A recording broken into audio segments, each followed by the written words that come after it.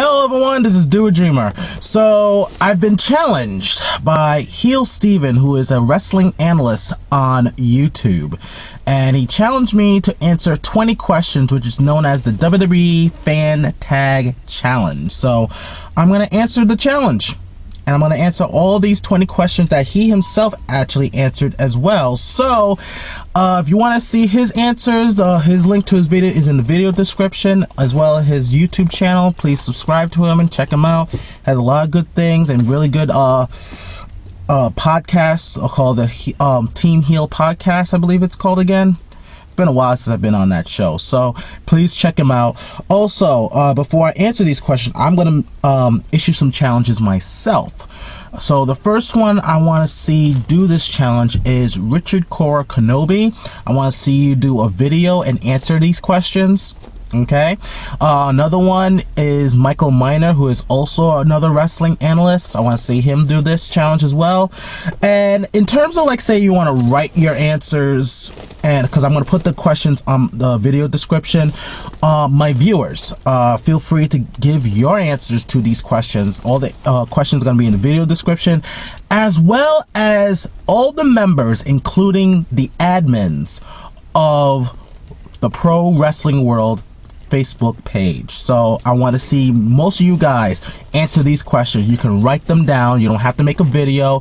So every single one of you guys, be sure to answer these questions. So I'm challenging all of you guys. Okay. So Richard Cora Kenobi, Michael Miner's YouTube channels in the video description, as well as the Pro Wrestling World website Facebook page is also in the video description as well. So come check it out, like, and also subscribe to the other two and three people that I mentioned in this video. But anyway, let's answer these questions. So number one, how long have you been watching wrestling? I've been watching wrestling since I was 3 years old, and if I recall, one of my first matches I've ever watched was, of course, Hulk Hogan versus Andre the Giant at WrestleMania 3. And I believe it wasn't a live event, like watching on pay-per-view, but a tape recording from my my step-grandfather, because he was a big wrestling fan, and that's how I became a wrestling fan.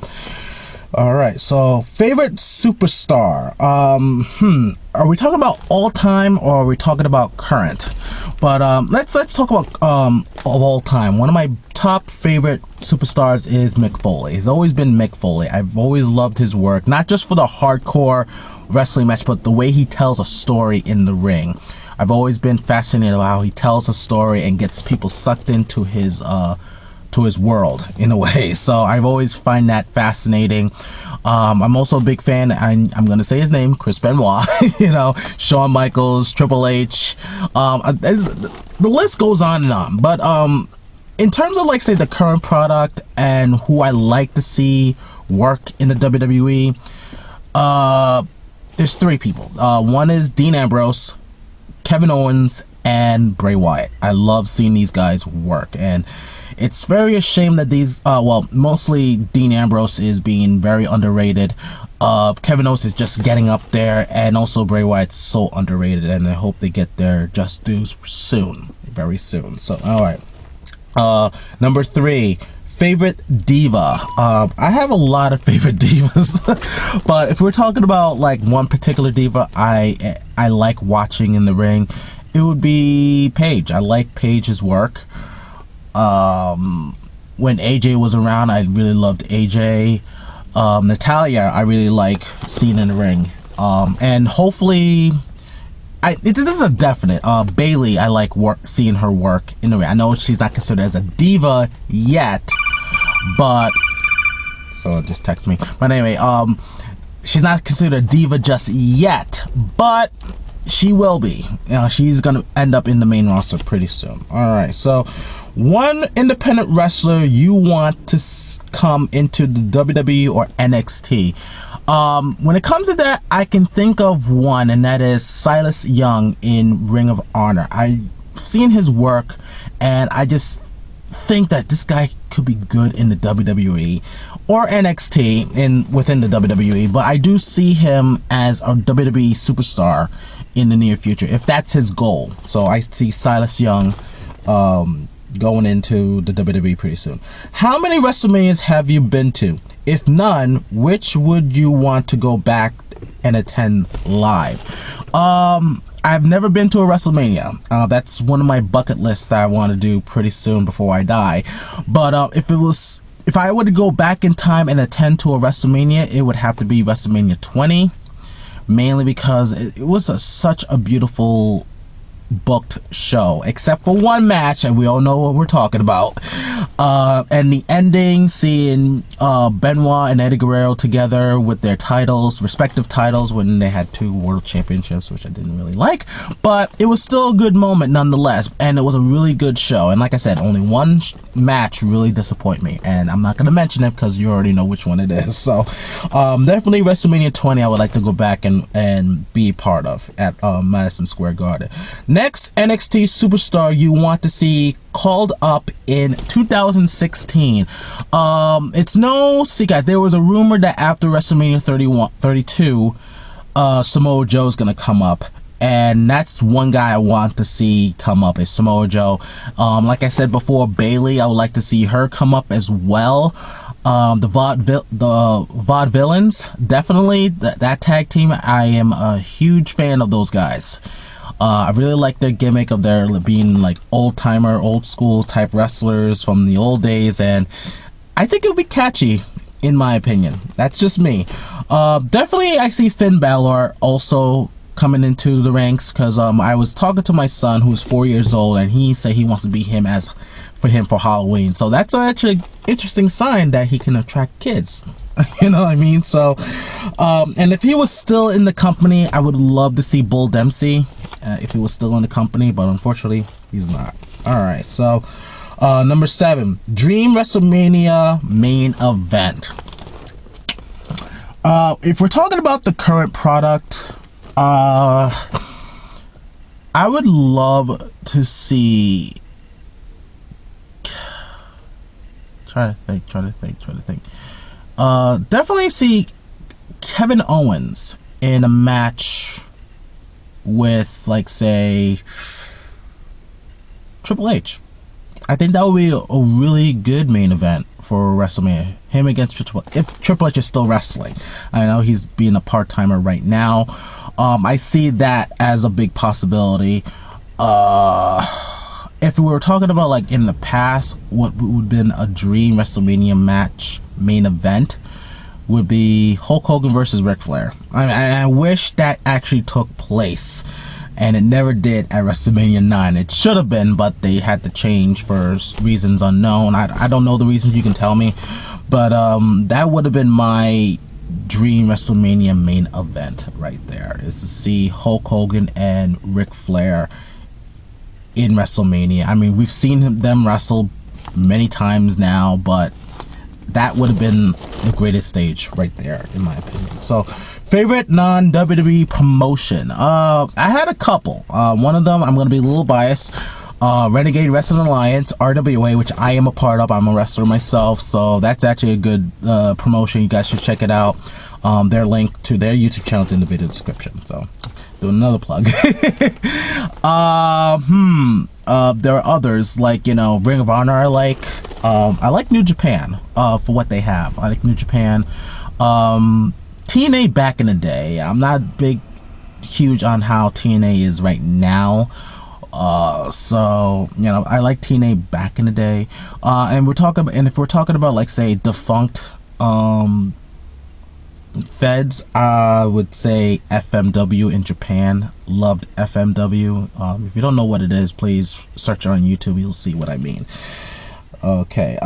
Favorite style of wrestling. I really don't have a particular favorite, because mainly because I have respect for every single one of them. The only time I will actually appreciate it more is when it makes sense. You know, I'm the type of guy that likes, you know, certain styles to make sense with a storyline, or when they're telling a story. Like, I don't like, you know, constant hardcore wrestling like in CCW, you know what I mean? Because there's no really rhyme or reason why they're doing it, you know what I mean? So I respect all forms of styles, to be honest with you, because there are multiple styles in professional wrestling, and you can't say like, oh, one is better than the other.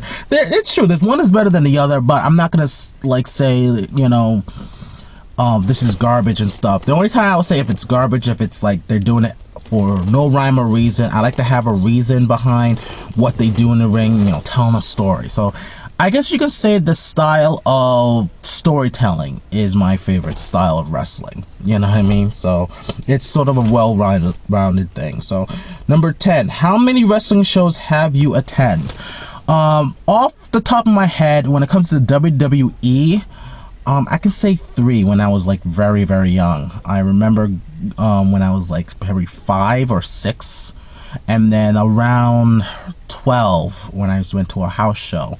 And this is during the time DX with, you know, Shawn Michaels, Triple H, and China were running amok and whatnot. So, but as far as like independent, I've been to many independent shows, you know, and plus, like I said, I'm a professional wrestler myself, so I go to different shows to check them out and whatnot. So I've been to plenty of them. Okay, so which pay-per-view do you want the WWE to bring back? Oh boy, there's so many. I wish they ask me which one would they do without. But if I were to want to have a pay-per-view to come back, I liked I'm gonna go with what Heel Steven said, Backlash, and mainly it's because like I think it's like the either the time after WrestleMania, and this is when they actually want to try to be huge, like try to outdo. Well, I think it's almost impossible to outdo WrestleMania, but also like give something for the fans to get them more interested in the product for the next year. So I think that one, because that's when they have to really step up their game to try to keep the fans having their eyes on them, in my opinion. So I would say Backlash. Number 12, will we ever have an NXT TakeOver, Raw, SmackDown, or a pay-per-view? I'm gonna say no, because I think what NXT is doing right now is beneficial for them, like having their own identity rather than trying to say, oh, we're gonna take over Raw, we're gonna take over SmackDown, we're gonna take over a pay-per-view. I would say keep it the way it is right now. You know, have their takeover shows where it's their big shows, where it's their big show for them to shine in front of a big audience. They don't need to do like a takeover Raw, SmackDown, or pay-per-view. You know what I mean? They don't need to do all that. They have their own big show. They have their own audience. Well, they should be having more of a broader audience, in my opinion, but they're doing what they're doing. I think doing the whole like takeover Raw, SmackDown would be too much. I'm a firm believer of less is more. 13, will Daniel Bryan wrestle another match in the WWE? Unfortunately, no. He's retired because of the concussions and stuff. It's unfortunate, very unfortunate that actually happened. 14, do you consider TNA as the number 2 or another promotion? In terms of, you know, like TV deals, yeah, I do see TNA as the number 2. I mean, yes, they're having some hard times, but they're still kind of relevant to a lot of wrestling fans, and people could argue that New Japan Wrestling is number 2 next to WWE. I mean, that is debatable. I mean, some people will even say that New Japan is number 1 and whatnot, but in terms of like, say, it's hard to explain, but I do feel that TNA is still number 2 on the list of wrestling promotions, in my opinion. So 15, dream WrestleMania location. I would love to see WrestleMania located in Japan at the Sumo Palace, like either the Sumo Palace or one of the other big venues there. I think it would be awesome to see them actually do an international, well, they have done international WrestleManias in Canada, but to see them do more international stuff when it comes to their big shows like WrestleMania. I don't know if it's something that they can afford, but you know, that's my dream. All right. Favorite WWE Mattel figure you own? I don't own many, but in terms of what I own, I don't own many. So the only one I have that's from Mattel would be Terror Funk, that's pinned on my living room wall. So that's the only one I have that was made from Mattel. So 17, if Triple H takes over WWE, will the product be better or worse? Seeing that Triple H is very old school in terms of, you know, how to manage things in wrestling, like he has a better understanding of professional wrestling than some of the current people who are coming in. So I would say it will be better, and it will go in the right direction if he was taken over, because I think he does have an understanding of the change in, you know, the audience, going with the times. With Vince McMahon, he has a good understanding, but at the same time he could be a little, you know, stubborn. So I would say, yeah, I think with Triple H running the show, I think it would go a little bit better, in my opinion. Number 18, did John Cena really bury Bray Wyatt? No, he did not. In fact, it actually boosted up Bray Wyatt in a lot of different ways. Unfortunately, when it comes to the WWE writing team, most of them that really don't have much in the ways of experience in the wrestling business, they have Hollywood writers. That's why Bray Wyatt is in the position right now, because they don't know what to do with him. Like I said, if someone like a Paul Heyman was running the show when it comes to the writing team, yes, I see Bray Wyatt shoot to the moon, because knowing Paul Heyman, he knows how to deal with talent. Even people who actually been in wrestling for so many years knows how to deal with it. But bringing in writers that are from Hollywood and whatnot that have little to no idea about professional wrestling, I can see why. You know what I mean? So, how many more years does John Cena have left? The way how he carries himself in the wrestling ring, and he doesn't do too much, and this is one of the reasons why I don't mind his wrestling style, because it does preserve him. You know, in a way, it preserves him a little bit longer. So I do see him sticking around almost as long as Hulk Hogan, in a way. I know people don't want to hear that, but I see him almost as long as Hulk Hogan, maybe another 5 or even 10 years. But I see him doing like more of a supporting role, not as a main event role, in my opinion. So, and number 20, who is the future of the WWE? That's hard to say. It could be anybody. It can even be Roman Reigns. I know people don't want to hear that. It could be Roman Reigns, Dean Ambrose. It all depends on what they do from going forward. It all depends. So, anyone could be the future. They just have to step up. You know what I mean? If they're given an opportunity, they need to take the ball and run with it. And that's how I see it. So I can't really tell you who I think will be the future. All I can say is whoever steps up is definitely the future, you know. So anyway, so that's the end of this video, this challenge. So like I said, the ones I named, definitely please do your answer the challenge. And what do you guys think of my answers? I know it's a long video, some of you probably are not here right now, but anyway, if you did watch the whole thing, what do you thought about my answers? Feel free to leave your thoughts and comments down below. Tell me what you guys think, and we're gonna discuss and debate about it. All right guys, this is Do a Dreamer, and always dream big.